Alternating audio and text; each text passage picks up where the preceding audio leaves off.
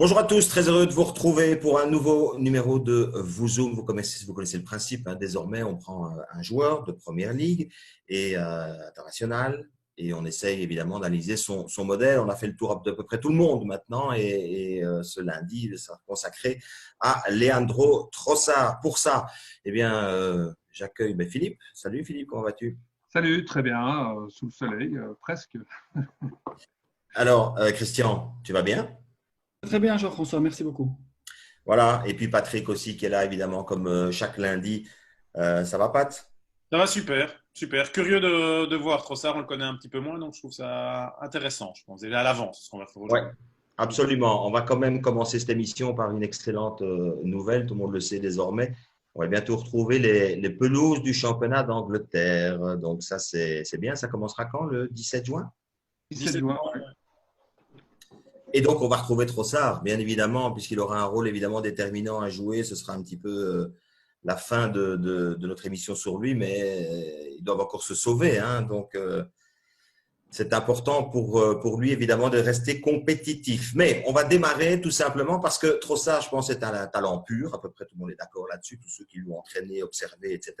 Maintenant, c'est pas un talent encore totalement confirmé non plus. On va essayer de comprendre un petit peu son cheminement, par où il est passé. Alors, bon, pour démarrer, je propose peut-être de repartir de son CV un petit peu général. Il a 25 ans aujourd'hui. C'est un petit gabarit quand même comme joueur. C'est pas le plus connu des joueurs évoluant évidemment en première ligue, mais c'est un joueur, je pense, avec beaucoup de caractère, d'énergie. Comment est-ce qu'on peut le définir exactement? on peut peut-être utiliser le mot efficacité hein, quand même quand on voit ces chiffres-là, que ce soit en Pro League, en Playoff, un passage en Proximus League sur lequel on reviendra, et même en Première Ligue pour une première saison arrêtée, là, être 6 fois décisif en Première Ligue, c'est pas mal. Donc moi je dirais décisif, efficace, et peut-être avec, et ça on le verra peut-être au long de son parcours, une espèce de dualité au niveau de ce qu'il représente et d'une certaine patience. Il est passé par un prêt quand il était à Genk, on en reparlera. Donc, il a un peu été patient, il n'a pas quitté le club tout de suite, il a pris son temps avant d'exploser au plus haut niveau, mais il était quand même impatient de jouer. Donc, il y a cette espèce de dualité-là qui se transmet bien aussi par son attitude sur le terrain, hyper dynamique, hyper punchy. Mais en attendant, là, pour s'occuper pendant le confinement, il l'a posté sur les réseaux sociaux tout récemment, il a construit le Taj Mahal en Lego. Et pour faire ça, il faut quand même faire preuve d'un petit peu de patience. Je trouve, moi, j'aurais pas la patience de le faire. Donc ouais, il y a cette dualité. C'est intéressant d'essayer de percer son mystère, je trouve. Bah, il a été récompensé aussi par sa volonté de jouer, hein, parce qu'au début, c'était pas facile à Genk. Effectivement, il a accepté d'aller jouer dans des clubs qui étaient peut-être un peu moins prestigieux, mais ça a été efficace pour lui parce qu'il a démontré ses qualités. Et je pense que, bon, j'anticipe un peu, mais quand on le voit jouer à Brighton, monter au jeu, ben, ça se sent, il a envie de montrer et il apporte de l'efficacité à un club qui en a besoin, justement. Alors, je disais tout à l'heure talent pur, mais talent relativement tardif, puisque je regardais, il arrive en fait à Genk à l'âge de 16 ans. Donc, ça veut dire que c'est assez tard, hein, pour un footballeur. Ils ne sont pas nombreux à arriver comme ça sur le tard dans les grands clubs. Il vient de Bocholt à ce moment-là. Et un an plus tard, il est intégré déjà au noyau de l'équipe première de Genk. Là, donc, on est en 2012. Ce qui est assez significatif dans l'infographie, Christian, que tu nous proposes là, c'est qu'on observe quand même que sur toutes les années où il était sous contrat à Genk, il va quand même très rapidement, au bout d'un an et demi, solliciter déjà des prêts. Donc, Patrick nous parlait tout à l'heure de patience. Il y a une certaine forme d'impatience aussi à vouloir jouer chez lui. Oui, je pense il a fait le choix de ne pas attendre et de ne pas s'asseoir sur le banc et d'enchaîner les prêts pour acquérir de l'expérience et aussi jouer. Et jusqu'à présent, on se rend compte qu'il a eu raison puisque ça va quand même le mener à, à des choses beaucoup plus importantes que la D2 ou se perdre dans un club moyen de D1. Ouais. Donc, il y a quand même la première année OHL. On va regarder un petit peu vraiment les années de prêt là, qui sont ces 4 années de prêt parce qu'elles sont assez significatives de ce qu'il est comme footballeur. C'est-à-dire que les 3 premiers mois, donc une demi-saison prêtée à Lommel, qui est le club totalement voisin de Genk, là, il est totalement dans son élément, mais avec des statistiques incroyables pour 12 matchs joués, 7 buts. C'est un départ tonitruant, ça. Non, c'est un excellent départ, preuve voilà, de son adaptation, parce que là, il n'a pas encore beaucoup joué ni en Pro League, ni en D2. Et on sait bien que c'est quand même un championnat un peu particulier aussi, hein. C'est un championnat pas dans la formule qu'on la connaît actuellement. Il y avait encore les 18 clubs à l'époque. Donc voilà, il faut y aller dans cette bagarre permanente qu'est la D2 avec son petit gabarit et faire parler sa vitesse, éviter les fautes, peut-être des plus vieux briscards qu'on trouve aussi parfois en D2 pour rentrer un peu dans le cliché. Donc ça, c'est une belle adaptation. Moi, j'ai envie aussi de regarder la saison 2014-2015 où il finit quand même quatrième meilleur buteur du championnat de D2. C'est pas mal du tout, hein, pour un joueur comme lui d'être aussi haut dans un classement des buteurs. Quatrième, c'est très bien. Et sa dernière saison à OHL, il est en Pro League à ce moment-là, en D1. Il est dans le top 10 des joueurs les plus décisifs, en étant 15 fois décisif. Et il est le premier des moins de 23 ans à ce moment-là. Il est devant Pratt, il est devant Edmilson, il est devant Bailey, qui est déjà à Genk à ce moment-là. Il est devant, statistiquement, tous ces joueurs-là, dans le même championnat, des joueurs de sa génération, du même âge. Et ça, c'est quand même déjà très intéressant aussi. En plus, dans un club qui est plus difficile à marquer, qui était OHL à l'époque. Mhm. Ce qui est intéressant aussi, c'est de voir qu'il progresse d'année en année pour retourner en D1 avant de retourner à Genk. Les joueurs qui sont en prêt, pas que dans notre championnat, ce n'est pas toujours le cas, hein. C'est parfois de longs calvaires. Et lui, il a su trouver chaque fois le moyen de jouer quand même et d'être efficace. Encore une fois, c'est important pour la suite de sa carrière, je pense. Ce qui est sûr, en tout cas, c'est quand on a vu les chiffres des prêts, on a envie de se dire qu'au bout de 4 saisons en dehors de Genk, il a envie de prouver qu'il a les capacités pour s'imposer à Genk. Et je me souviens qu'à l'époque, beaucoup d'entraîneurs voyaient quand même en lui un joueur de grand talent, mais à Genk, certains en doutaient encore un tout petit peu quand même, parce qu'on n'était pas sûr de ce qu'il allait pouvoir faire. Or, au moment où il revient dans cette équipe de Genk, il va rapidement mettre tout le monde d'accord, même s'il y a des blessures dans son parcours, mais quand même, c'est un gars qui va… voilà, il est prêt, quoi. Il est prêt à relever le défi. Notamment en playoff, hein, Christian, je pense que l'infographie suivante, c'est sur les playoffs là, que tu vas nous détailler. Il est très efficace en playoff. C'est ça qui est très important avec lui, je pense. Oui, il a été blessé pendant toute une grande partie de la saison et puis la première saison, Christian, c'est ça? 2017, tu dis qu'il est blessé sur la saison 2017-2018, en fait. Oui, et je pense qu'il vient uniquement pour le dernier match de la phase régulière où il marque, je crois, contre la Gantoise, et puis après il enchaîne les 10 matchs de Playoff 1 où il est 7 fois décisif, ce qui est extraordinaire. Et il confirme cela la saison suivante en ayant aussi 6 moments décisifs. Et donc, on remarque en fait que sur 20 matchs de Playoff 1, il est 13 fois décisif. Et ce qui est surtout très intéressant, c'est qu'il est très important dans le jeu de plein jeu, je vais dire, puisque en dominant placé, il a toujours été dans une équipe à Genk où on a toujours prôné le football dans les 40 derniers mètres. Mais surtout, ce qui est très intéressant, c'est que en play-off, quand on joue contre des équipes du top 6 et que ce sont des matchs beaucoup plus serrés, il est capable de faire la différence sur le jeu rapide et notamment en marquant 3 buts sur jeu direct, ce qui est une performance très, très intéressante. Le seul bémol sur 2 saisons, et on va voir par la suite dans son modèle, c'est que sur phase arrêtée, il n'y a pas beaucoup d'efficacité, mais on comprend aisément pourquoi. À tout ça, on peut ajouter 27 matchs d'Europa League, tour préliminaire compris, 11 buts, 4 assists. Donc, il est 15 fois décisif en 27 matchs de Coupe d'Europe. C'est une fois tous les 2 matchs de Coupe d'Europe. Bon, j'ai un peu regardé, il n'y a pas de grands adversaires, mais il marque quand même en quart de finale, quand Genk atteint les quarts de finale de l'Europa League contre le Celta Vigo. Au match retour, c'est lui qui marque le seul but de Genk.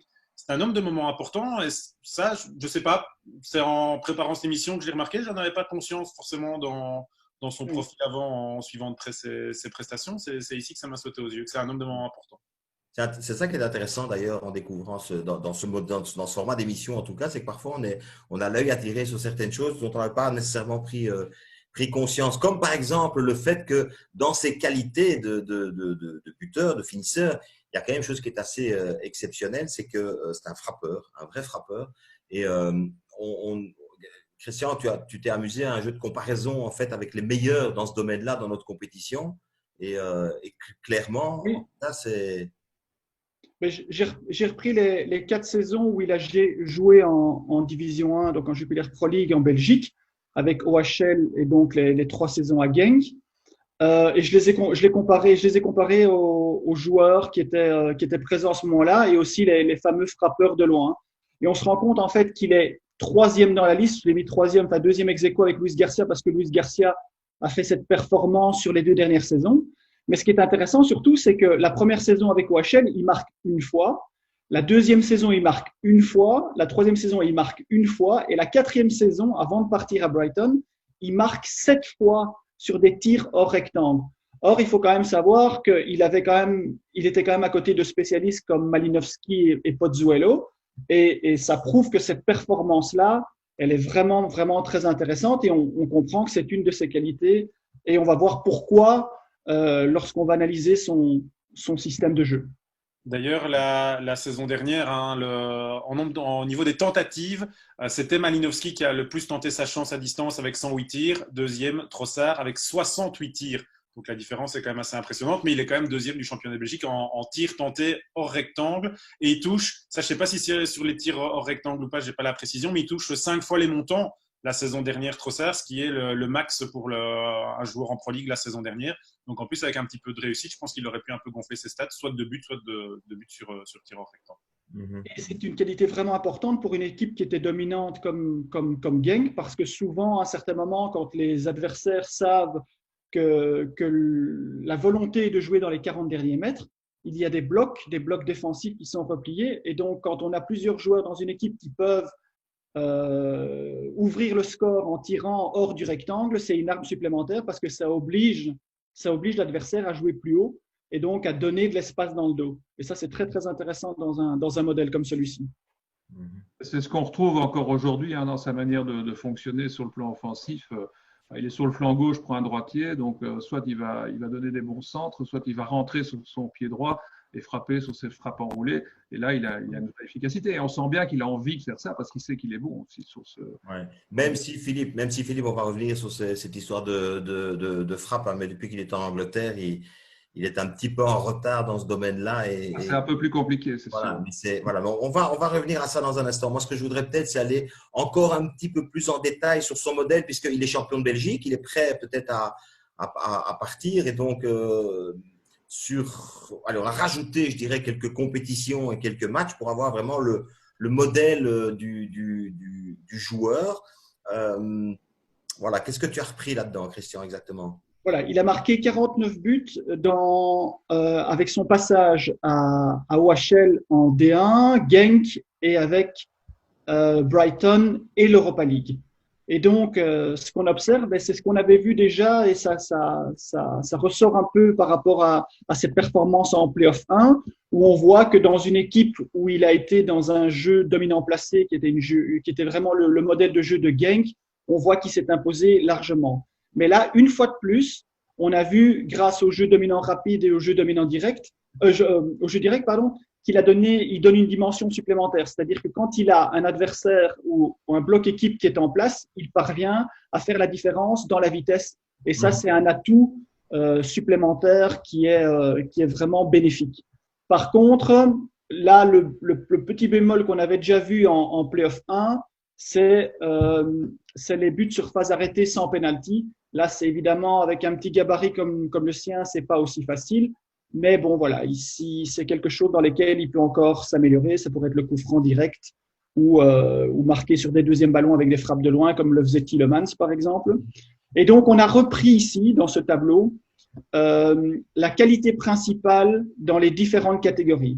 Donc, sur l'origine des buts, bien, on peut un peu le comparer dans son jeu à quelqu'un comme Eden Hazard, qui est capable de tirer de loin, qui est capable de s'infiltrer, qui est capable de marquer dans des face-à-face et dans des combinaisons de passes. Et là, on voit que la moitié des buts… C'est un gabarit similaire. Hein.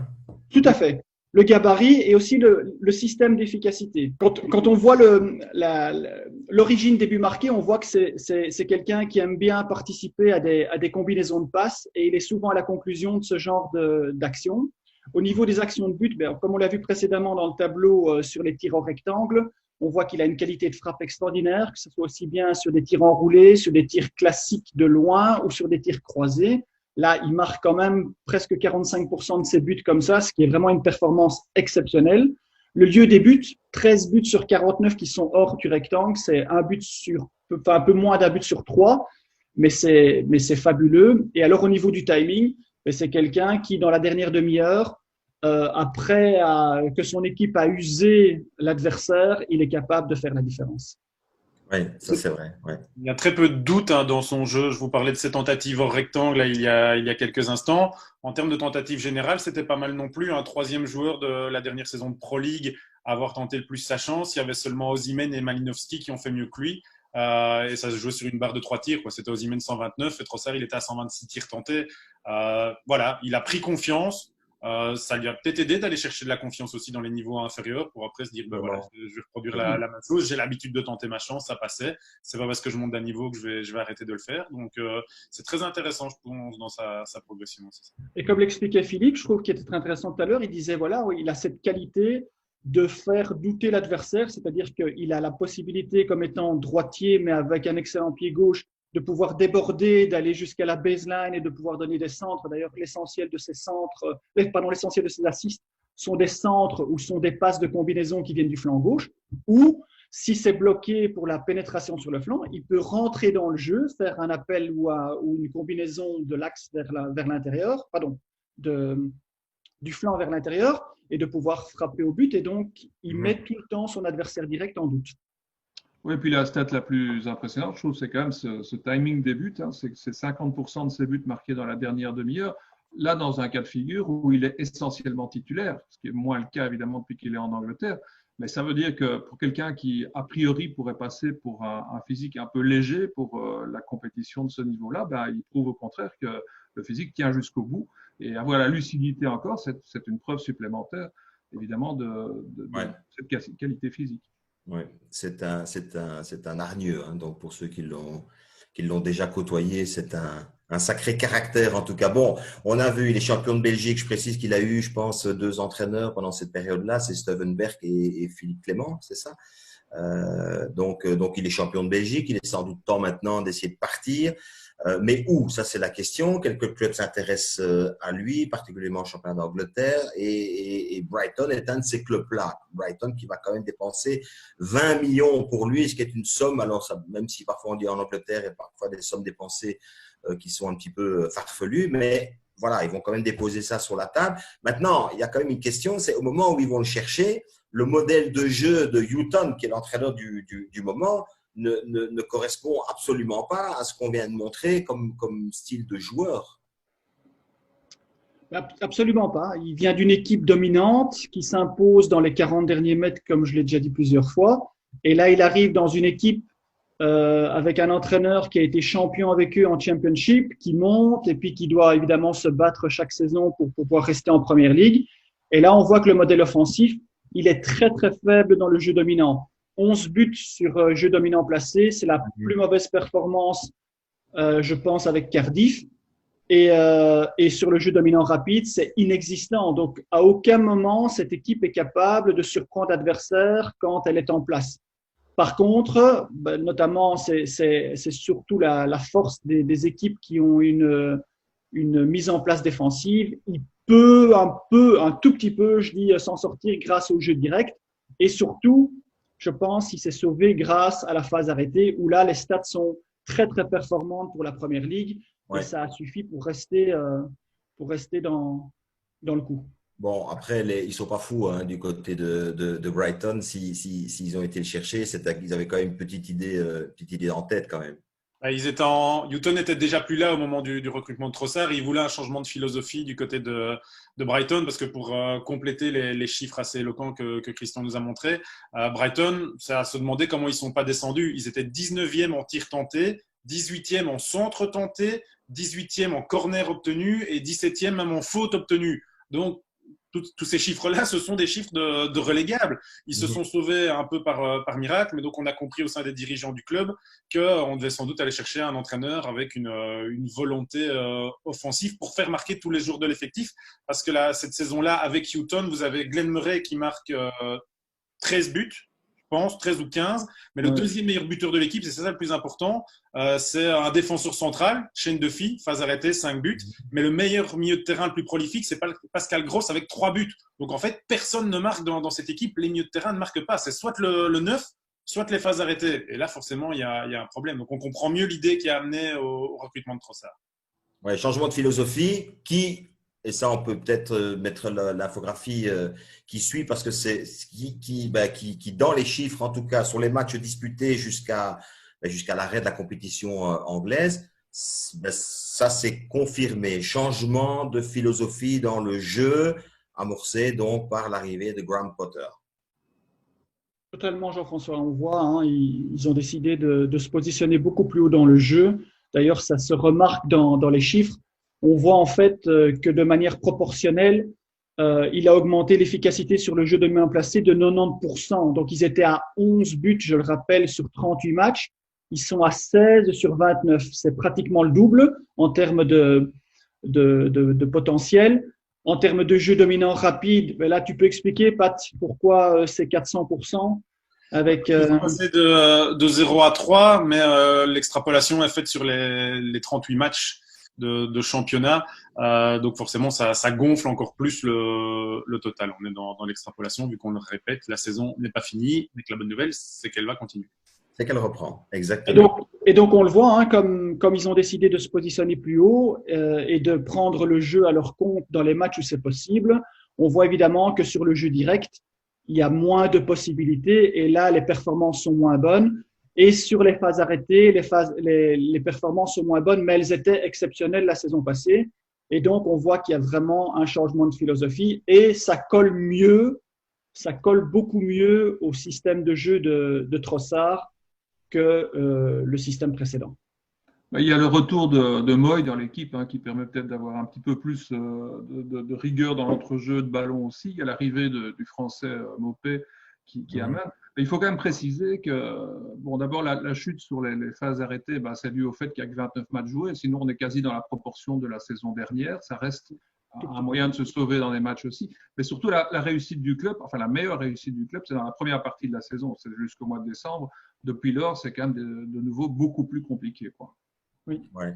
Le schéma se répète au niveau des buteurs. Hein. Vous avez de fait Mopé qui a remplacé Murray. Il est en tête du classement des buteurs de l'équipe avec 8 buts. Puis vous avez un défenseur central, Webster, donc qui remplace Duffy, sans doute un petit peu sur les phases arrêtées avec 3 buts. Et puis le meilleur buteur de l'équipe parmi les milieux de terrain, c'est Trossard avec 3 buts. Le même que Gross la saison passée, mais sur 38 matchs. Et là, on n'arrête pas de le répéter, il reste encore 9 matchs à jouer. Donc les chiffres devraient être meilleurs en fin de saison. Mais est-ce qu'ils seront suffisants pour se maintenir? Ça, c'est encore une autre question. Ouais. Donc le jeu s'est amélioré et ça on l'a vu évidemment avec les deux infographies précédentes.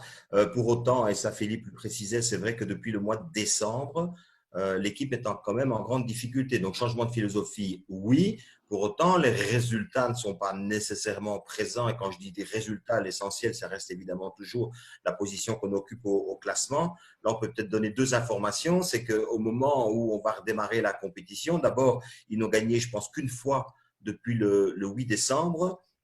Et on va peut-être préciser, Christian, que c'est une équipe qui, quand il joue contre un adversaire direct, fait des résultats positifs. Contre les adversaires un petit peu plus forts, alors à part quelques exploits, c'est un peu plus compliqué.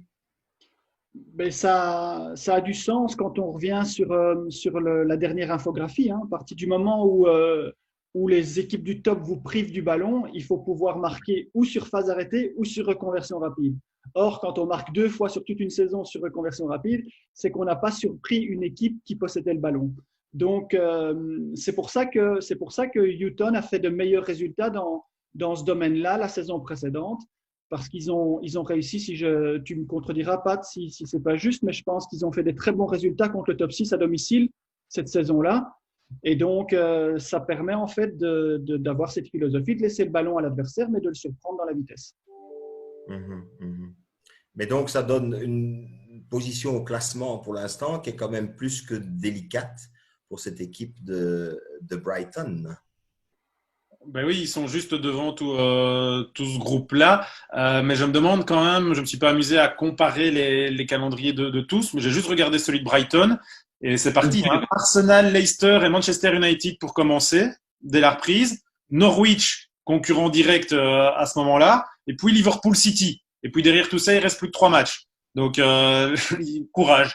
Courage J'avais commenté les derniers matchs de Brighton avant l'interruption. Je me souviens que j'avais précisé plusieurs fois que c'était le pire des calendriers de ceux qui étaient menacés. Et pour eux, ça risque d'être vraiment très, très compliqué quand même. Oui.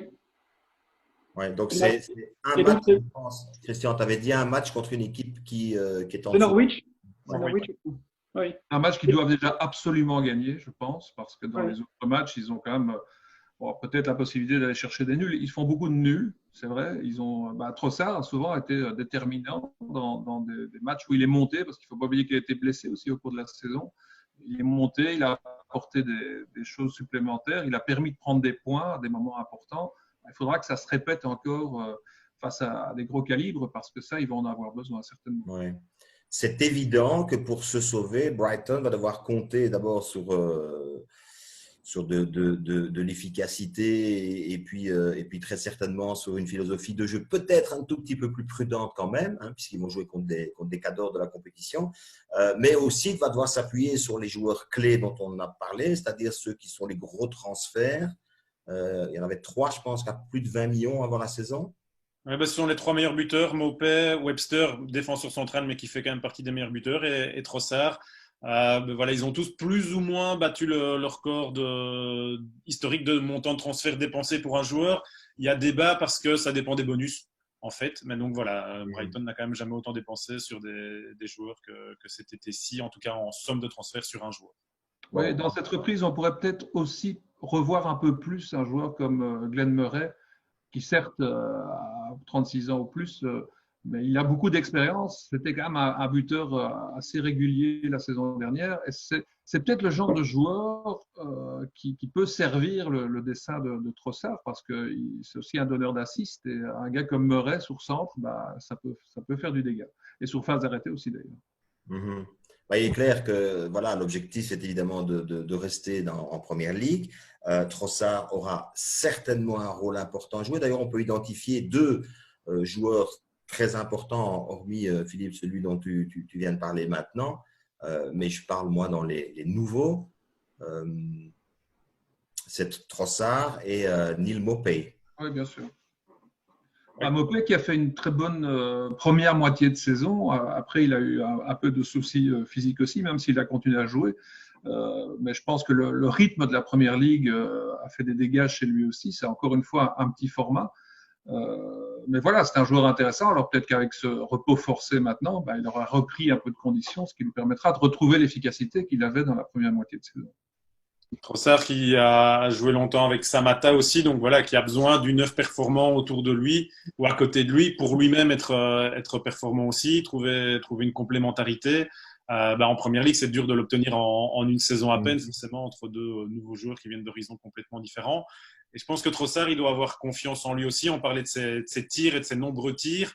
En championnat de Belgique, il était à 3 tirs et demi par match. Il approchait des 4. En première ligue, il est à 1,5. Voilà, il doit avoir le déclic. Il a eu de la D2 à la D1 belge très rapidement. Là, c'est la D1 belge, c'est la première ligue. Il y a encore un gouffre de niveau. Il a déjà montré de très belles choses, mais qu'il n'hésite pas à tenter parce qu'il a les qualités pour réussir. Mais il joue moins aussi. Ouais. Mais c'est stade sur 90 minutes. C'est sur le… Ah oui, d'accord. Okay. Il faut faire attention. Je crois qu'il y a un paramètre très intéressant. On pense à des joueurs, que ce soit Maupay ou que ce soit Trossard. Ils étaient dans des équipes qui jouaient le haut du classement la saison précédente.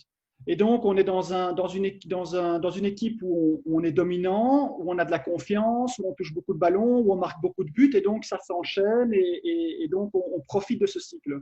Et puis, ils passent dans un championnat qui est, comme disait Pat, il y a un gouffre, donc il y a d'autres difficultés, il y a moins de possibilités pour tirer, il y a moins de possibilités de but, il y a moins de confiance, on est dans un autre cycle.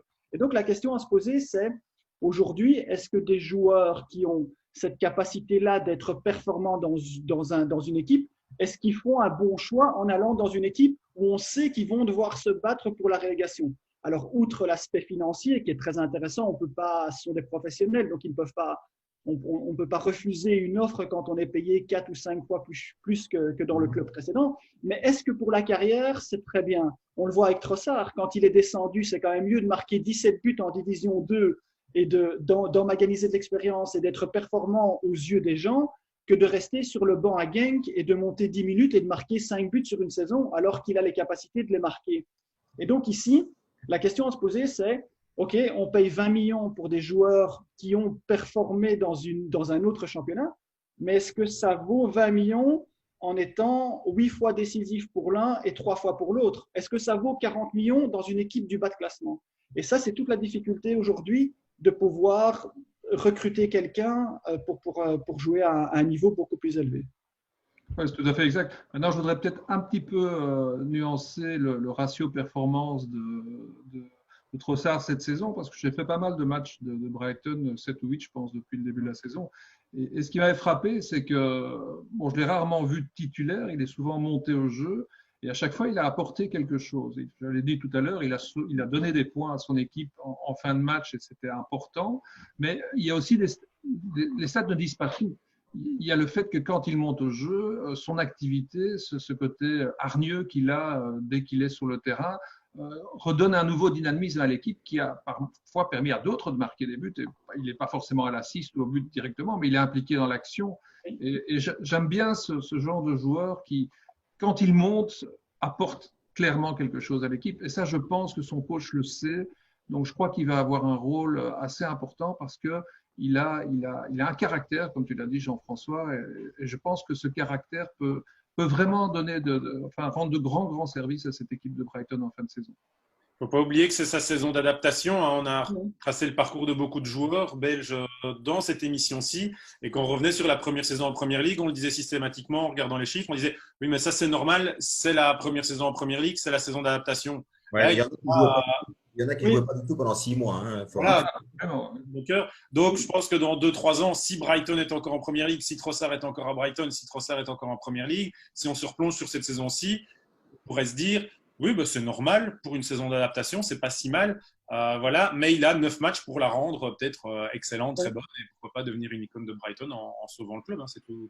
Mais la vérité pour le club, c'est que quand tu dépenses une somme, tu te retrouves en Championship la saison prochaine, tu as un salaire de Première Ligue et tu as un joueur à 20 millions qui va perdre la moitié de sa valeur. Et donc, il peut apporter ce qu'il apporte, il peut avoir ce dynamisme, mais au bout du compte, si tu n'as plus gagné depuis le 8 décembre, ben, finalement, en termes de chiffres, il n'a pas apporté ce qu'on devrait attendre d'un joueur qui est capable de marquer 25 fois sur une saison en venant d'un championnat, soi-disant, qui est quand même un championnat qui est reconnu pour être un bon tremplin. Et donc, on avait cette discussion, la même chose dans une émission précédente avec Tielemans. Il marquait énormément de buts quand il était dans le championnat belge sur des tirs hors rectangle. Et maintenant qu'il est parti à l'étranger, on a vu ces statistiques, c'était quoi, Pat? C'était 1 fois, 2 fois depuis qu'il est parti. Donc, la difficulté, c'est comment pouvoir reporter les qualités dans un championnat par rapport à un autre. Et là, c'est évidemment la progression qu'ils doivent avoir pour pouvoir être des joueurs. Donc, ça nous ramène à la question d'origine, en fait, le concernant aussi, c'est-à-dire c'est un talent, oui, mais un talent encore à confirmer très certainement au niveau du championnat d'Angleterre. Tout petit mot quand même sur sa position parmi les Diables Rouges. Il a goûté, j'ai envie de dire, un petit peu au noyau, mais voilà, jusque-là, ça n'est pas encore une histoire d'amour conclue. Hein. Mais quelle concurrence à ces postes. Dries Mertens, Thorgan Hazard, ça dépend du système de jeu. Kevin De Bruyne qui peut se retrouver devant. Januzaj aussi qui est passé devant à chaque fois au moment des grandes compétitions aussi. Hein. On connaît le syndrome Januzaj. Ouais. Voilà, Verskaren qui a été un petit chouchou, dernier petit chouchou en date. Donc, il y a du monde à ces postes-là. Je crois que je ne sais même pas si j'ai cité un certain Eden Hazard. Donc, voilà, pour se trouver une place dans le 11 de base, impossible pour le moment. Dans le noyau, selon les circonstances, on va dire. Il a 1 an pour y arriver. Ça, c'est peut-être la bonne nouvelle pour lui. Ça aurait été sans doute beaucoup trop juste cette saison-ci. Maintenant, si Brighton se maintient et qu'il y reste, peut-être que ça peut l'apporter une qualification pour le championnat d'Europe l'année prochaine. On ne sait jamais. Bon, pour ça, il faudra que Brighton, évidemment, reste cette saison en première ligue et bah, ça tombe bien puisque comme le championnat va reprendre, on aura la réponse aux environs de la fin du mois de juillet. Et donc, Et on verra tous les matchs de Brighton vu le calendrier qui s'annonce. exactement. Quasiment aucun match ne sera en même temps. On va tout faire. Hein. On va tout On faire. verra tous les Belges en permanence. Exactement. Tous les Vouzoumés, on les verra. On les verra. On n'en ratera pas une seconde de tous les Vouzoumés. Voilà. J'espère en tout cas que grâce encore une fois à cette émission, eh bien, ça aura permis de beaucoup mieux connaître le profil d'un joueur comme lui. Trossard, on avait dit donc c'est un talent, un vrai talent. Il reste encore maintenant à confirmer tout ce talent au plus haut niveau. Il a 25 ans. Tout l'avenir est encore évidemment pour lui. Merci Philippe. Merci Avec Christophe. plaisir. Merci Patrick et puis merci à vous évidemment de nous être aussi fidèles tous les lundis, d'apprécier ce format de Vous-Zoom et puis on l'a déjà dit mais on revient vers la compétition donc on va les retrouver tous ces joueurs-là sur le terrain très très vite. D'ici là, eh bien merci de nous avoir suivis encore et puis à bientôt tout le monde. Salut. Ciao. Au revoir.